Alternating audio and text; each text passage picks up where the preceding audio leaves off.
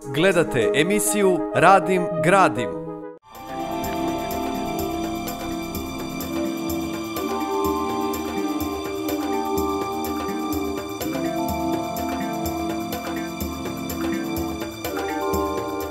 Na zelenom smo doručku Saveta zelene gradnje Srbije. Sa nama je potpredsjednik Saveta, gospodin Mladen Vukanac. Dobar dan. Dobar dan. Evo da objasnimo našim gledalcima povod našeg okupljanja ovde.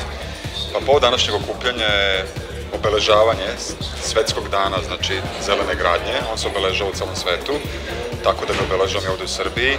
Organizaciju ovo je priredio Savet zelene gradnje Srbije i to je jedan simboličan način na koji obeležavamo, jedan doručak, gde su okupili naši članovi, znači članovi Saveta zelene gradnje Srbije i gde smo iznali neke novosti i tako dalje. Da, ono što je najnovije, to je dobijanje višeg stepena ili kako se već to kaže? Višeg statusa, da kažem, pred Svetskim savetom zelene gradnje.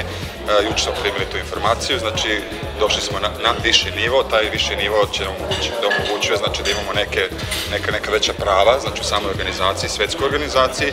Jako se radimo o tome, pogotovo što smo dobili informaciju da je to jedan od najvećih progresa zabeležen jednog saveta zelene gradnje, znači u svetu do sada, da smo mi za nepune 2 godine uspeli već da dođemo na viši nivo. Da, pomenuli ste malo pre u izlaganju da niste baš bili zadovoljni.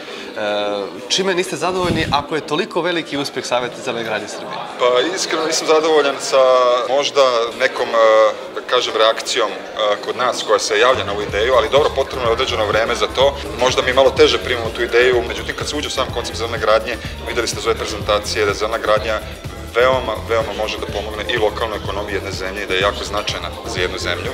Znači da to nije samo mi smo zeleni, razmišljamo zeleno, nego i što se tiče uštede energije i uštede vode i upravljanja otpadom, zapošljavanje, znači lokalne radne snage, korišćenje lokalnih izvora, lokalnih proizvoda, znači u okviru vaše zemlje i tako dalje za potrebe te gradnje i života u tim zgradama može biti jako značajno. Još na kraju pomenuli ste i posetu Americi, Vermontu i sve je zelena kod njih. Da li će tako biti kod nas uskoro? Zelena je država, naša država jeste zelena, kad gledate priroda je predivna i kod nas je predivna, imaju mnogo zaista vode, jezera, reke i tako dalje, međutim nije to zelena država tamo samo zbog toga, to je zelena država zato što oni zaista koriste obnovljive izvore energije, čak 66% kompletne te zemlje koristi obnovljivu izvoru energije, znači za proizvodnju električne energije za tu zemlju, što je zaista značajan procenat, s tim da imaju nameru da pređu na 100% u narednih 20 godina i to je bilo jako interesantno. I što imate mnogo zelenih zgrada, to je kolevka zelene gradnje, možemo reći, to je nekih 300 milja od Vašingtona, tako da je to neki način kolevka zelene gradnje i pravi školski primjer zelenih zgrada gde možete da vidite da te zgrade zaista postoje, da su ljudi zaista zadovoljni tim zgradama i da imaju jedan entuzijazam, zaista veruju da mogu da zaštite svoju životnu sredinu, da ne zagađuju te zgrade životnu sredinu i koji, kad slušate njih, jednostavno vidite koliko ta sama ideja i taj koncept koliko je značajan za i njihov, na kraju, lokalni razvoj, njihovu ekonomiju. Polako to dolazi na neki način i kod nas, ali to je ono što jednostavno, mislim da je to put bez povratka i jednostavno da će tim putem dalje da se ide. To je neka naša potreba već vremena kome živimo, a pogotovo vreme koje dolazi.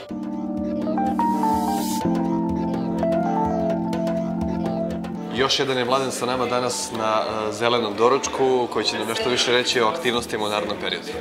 Prvo što se dešava, to je konferencija za medije i za javnost, pre svega i za stručnu javnost, koja se tiče obrazovanja i zelenih škola, to jest kada već radimo energetsko efikasno škole, kada unapređujemo škole u smislu manje potrošnje energije, šta je to što još možemo da uradimo da bi one bile zdravije za učenike koje koriste i za zaposlene u školama. To je konferencija gde ćemo predstaviti šta je to što zelena gradnja predlaže da se radi u školama, i kada je reč o nekakvim investicijama za unapređenje, a i kada je reč o onome šta same škole mogu da urade u okviru svojih mogućnosti. U skladu s tim mi smo spremili jedan vodič za zelene škole koji će biti dostupan na našem sajtu, na sajtu Saveta zelene gradnje, da mogu da ga preuzmu i da mogu da vide korak po korak šta je to što mogu da urade u smislu smanjenja potrošnje vode, smanjenja potrošnje energije, unapređenja kvaliteta vazduha u školi, sistema čišćenja škole i tako dalje. 28.